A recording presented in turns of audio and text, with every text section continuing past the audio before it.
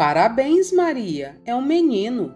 A avó e o marido choravam, enquanto ela lentamente caía inconsciente depois que seu filho Alberto nasceu. Quando ela acordou, seu marido a beijou e disse: Querida, estou tão feliz por termos um filho. Tenho certeza de que um dia ele nos deixará orgulhosos. Mas Frank estava errado. Ela amava tanto Frank e nunca imaginou uma vida sem ele. Mas o destino o tirou dela cedo demais. Às vezes, ela se perguntava como as coisas teriam acontecido se Frank não tivesse morrido naquele acidente 6 meses depois do nascimento de Alberto. As coisas teriam acontecido de forma diferente, mas o destino tem alguns dos planos mais sombrios para algumas pessoas, e ela não era uma exceção. Então lá estava ela, uma linda jovem viúva, segurando seu bebê de 6 meses nos braços e olhando para um futuro vazio que tinha pela frente, sem saber como criar um bebê. A sua mãe lhe empurrou para um oceano de motivação, dizendo: Maria querida, você certamente pode criar seu filho, assim como eu criei você. Conte com sua confiança e não perca a esperança. Sua mãe ficou viúva muito jovem, mas ela se esforçou ao máximo para criar Maria. Então, por que ela não poderia? Foi isso que a levou a trabalhar em 2 empregos para criar Alberto. Em pouco tempo, ela foi garçonete e também fazia alguns trabalhos de limpeza em uma escola local. Ela ficou feliz com seu salário, porque era um grande investimento para o futuro do seu filho. Mas então, ela enfrentou outro golpe, quando Alberto, então com 16 meses, tentou dar os primeiros passos. Ele estava mancando. Ela ficou muito preocupada, então o levou ao médico. O médico disse que não havia nada com o que se preocupar, era apenas um atraso na mobilidade dele. Uma caminhada assistida iria ajudar. Maria não ficou completamente aliviada, mas estava agradecida por seu bebê estar bem. Além de trabalhar em 2 empregos, ela passava um tempo ajudando Alberto a caminhar. Ele conseguiu dar passos lentos sem sua ajuda, mas ela ficava triste toda vez que ele caía. Ela esteve tão ocupada criando seu filho durante todos esses anos que não teve tempo suficiente para se olhar adequadamente no espelho. E quando ela finalmente fez, havia fios de cabelo grisalho em sua cabeça. Ela tinha envelhecido. O tempo passou por ela como mágica, e antes que ela percebesse, seu filho estava se formando na faculdade. Foi o momento mais feliz de sua vida, quando ele a chamou no palco e anunciou no microfone que estava orgulhoso de ser seu filho. Lágrimas de alegria escorreram pelos seus olhos. Então, sua felicidade dobrou quando ele apresentou sua namorada, Ana. Mãe, conheça minha namorada, Ana. Estamos planejando nos casar depois que eu entrar no meu novo emprego. Ela ficou feliz em ver seu filho decidir seu futuro. Ela ainda pensava nele como aquele garotinho que segurava suas mãos enquanto lutava para andar. Mas ele cresceu e estava pronto para construir seu futuro com Ana. Ela estava feliz. E por que não estaria? Afinal, ela só desejava a felicidade dele. 6 meses depois, seu filho e sua namorada lhe disseram que iriam se casar em uma cerimônia íntima. Ela estava tão animada e queria fazer algo legal para o casamento deles. Uma semana antes do grande dia, ela retirou algum dinheiro das suas economias e gastou em um lindo vestido de noiva para Ana. Ela ficou tão feliz em vê-la caminhar pelo corredor com aquele vestido e ficar ao lado do seu Alberto. Os sinos da igreja tocaram, enquanto seu filho e a noiva trocavam as alianças. Isso trouxe lágrimas aos seus olhos. Ela suspirou, presumindo que suas vidas haviam se resolvido. Mas um dia, Alberto foi até o seu quarto e perguntou se ela poderia vender a casa e lhe dar o dinheiro. Ele disse: "Mãe, confie em mim, é para o meu negócio e em breve nos mudaremos para uma casa maior. Vamos vender esta casa velha." Era a preciosa casa do seu falecido marido e ela não queria vendê-la, mas ela não podia negar isso a Alberto. Poucos dias depois, ela assinou os papéis e aquela casa não era mais dela. Foi vendida, para a grande alegria de Alberto e Ana. Ela acreditou em seu filho e nunca o questionou. Olhando para trás, ela nunca percebeu os buracos naquele relacionamento aparentemente doce e perfeito entre mãe e filho. Depois que ela vendeu a casa, ela não tinha para onde ir e foi morar com Alberto e sua esposa. Foi ideia dele, não dela. Os primeiros meses correram bem, até que Ana revelou sua gravidez. Ela ficou muito feliz por se tornar avó e planejou do berço até o tricô de suéteres e meias minúsculas para seu neto. Ela era a pessoa mais feliz deste mundo. Mas as coisas nunca mais foram as mesmas depois que sua neta nasceu.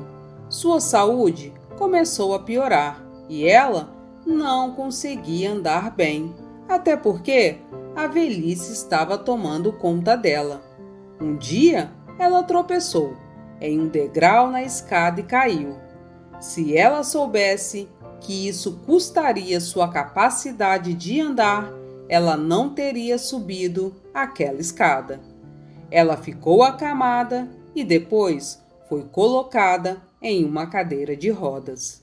Alguns dias depois, ela ouviu Ana irritada com seu filho. "Mande-a embora para a casa de repouso. Não podemos cuidar da sua mãe e do nosso bebê. Ela tem que se virar sozinha agora." Ela sentiu seu coração derreter de dor e esperou para ouvir o que Alberto diria. Ela achou que ele iria lhe defender, mas naquele dia seu filho lhe esfaqueou emocionalmente. "Tudo bem, vou falar com minha mãe. Vou mandá-la para uma casa de repouso." Mais tarde naquela noite, Alberto se aproximou dela, com passos lentos e culpados, e lhe contou sobre a mudança para uma casa de repouso. "Estou pronta, filho," ela respondeu. Ele ficou bastante chocado quando viu que as malas já estavam prontas. "Mãe, me desculpe. Farei algo a respeito em breve. Vou trazer você de volta para casa." Alberto a deixou na casa de repouso 2 dias depois e foi embora e prometeu voltar o mais rápido possível. Dias, meses e anos se passaram, mas Alberto nunca apareceu. Ele escreveu para ela durante os primeiros anos e depois parou de entrar em contato. Talvez ele tenha assumido que seu dever de filho acabou depois de deixá-la na casa de repouso. Mas o coração de Maria não queria ouvir isso. Ela começou a enviar cartas para ele semanalmente. E sempre que viu o carteiro entregando a correspondência, seu coração batia forte, esperando receber uma carta de Alberto. Tem correspondência para mim hoje? Muitas vezes ela perguntava isso ao carteiro. Senhora, sinto muito, não há nada para você hoje. Ela estava machucada. Até a brisa fresca que formigava sua pele parecia cinzas vulcânicas quentes. Ela estava inquieta e arrasada, mas continuou escrevendo para Alberto, esperando que ele respondesse ou fosse visitá-la. Um dia, ela estava descansando, debaixo de uma árvore, observando os pássaros, quando seu zelador disse que alguém tinha ido vê-la. Alberto? Ela exclamou. Lágrimas desciam de seus olhos. Ela tinha 76 anos e sua visão deteriorou-se lentamente. Ela agradeceu a Deus por estar viva e ter a capacidade de ver, porque não queria morrer sem ver seu filho. Ela foi levada para a área de visitantes, cheia de esperança de ver seu filho, mas um homem desconhecido estava esperando por ela no corredor. Olá, prazer em conhecê-la, disse ele, acenando para ela. Ela pensou que aquele homem havia feito alguma confusão, mas ela se virou e não havia ninguém lá, exceto ela e ele. Aquele estranho foi falar com ela mesmo. Mas por quê? E quem era ele? Você deve ser Maria. Olá, eu sou Denis, o carteiro. Ele se apresentou. Ela ficou confusa e não entendia por que ele estava ali. Antes que ela pudesse pedir uma explicação, ele assinou alguns papéis e disse que queria levá-la para casa. Ela achou que seu filho Alberto tivesse mandado Denis buscá-la. Ela ficou tão animada, pensando que suas orações finalmente foram atendidas. Eles pegaram um táxi e, como fazia muito tempo que ela não saía, o trajeto lhe pareceu desconhecido. Então, eles pararam em frente a uma casa, mas não era a casa de Alberto. Sara, chegamos! Será que você está feliz agora? Ele falou, enquanto a ajudava a sair do táxi. Ela não sabia o que estava acontecendo, nem por que aquele homem a levou para sua casa e por que sua esposa deveria ficar feliz em tê-la por perto. Denis a levou para dentro e suas filhas gêmeas, Emily e Rose, estavam pulando e gritando: Vovó! Vovó! Senhora, eu sei que você deve estar intrigada. Estou feliz por tê-la encontrado e trazido para casa, disse ele, aumentando ainda mais sua curiosidade. Então Denis contou algo que a princípio foi muito difícil de acreditar, mas depois que ele mostrou algumas provas, ela caiu em seus braços e chorou como uma criança perdida. Sou o carteiro que entrega a correspondência no endereço para onde você a envia. Na semana passada, descobri que aquelas cartas eram para seu filho, Alberto. Encontrei a esposa dele descartando uma pilha de cartas na lata de lixo na rua. Nenhum dos envelopes estava aberto. Recolhi as cartas e as li. Sinto muito, mas estava curioso. Não que quisesse me intrometer ou algo assim. Fiquei com o coração partido depois de ler suas cartas. Lágrimas corriam incessantemente pelos olhos de Maria, enquanto ela ouvia, mas... Fui ver seu filho e a esposa dele para conversar sobre você. Até entreguei a eles a última carta que você lhes enviou, mas eles se recusaram a aceitá-la e disseram que não tinham tempo para ler suas besteiras. Ela ainda não conseguia acreditar no que ouvia. Ela deu a ele o número do seu filho. e pediu que ele ligasse na sua frente. Ele fez isso e até colocou o telefone no viva voz, e as palavras de Alberto ainda ecoam em seus ouvidos. Como você conseguiu meu número? E eu lhe disse para não falar sobre minha mãe. Ela está bem na casa de repouso. Não tenho tempo para falar sobre isso. Ela ouviu a voz de Alberto antes que ele desligasse com raiva. Naquele momento, ela sentiu que sua vida já havia acabado. Ela sentiu sua alma presa em seu corpo frágil, esperando para se unir ao seu Frank. Mas percebeu que ainda tinha uma tarefa importante e esperou o momento certo para realizá-la. Dennis e Sarah não tinham pais e sempre desejaram esse amor. Quando Dennis descobriu sobre ela, ele não teve coragem de lhe ignorar e quis ajudá-la a viver uma vida melhor. Ele se ofereceu para adotá-la e, embora ela estivesse hesitante, optou por não negar esse prazer. O casal lhe acolheu e cuidou dela como se fosse sua mãe. Eles a ajudaram a curar e restauraram sua fé no amor. Ela então resolveu deixar uma pequena surpresa para eles, e eles só saberão disso depois de sua morte.